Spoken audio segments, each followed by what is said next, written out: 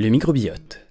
Nous savons que cette armada de microscopiques passagers a un impact sur plusieurs aspects de notre santé, y compris la santé mentale. On ignore cependant la nature et le fonctionnement exact de cette interaction.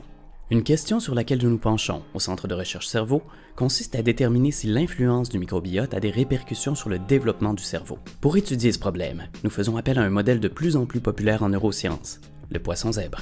Au stade de larve, ce petit animal possède un cerveau minuscule, mais d'une étonnante complexité. Les jeunes poissons zèbres commencent très tôt à réagir à leur environnement, ce qui est avantageux pour étudier leur cerveau en plein développement. Ces larves sont par ailleurs un spécimen idéal pour les microscopes optiques, car elles sont transparentes. Il faut toutefois ajouter du contraste à ce que l'on souhaite observer.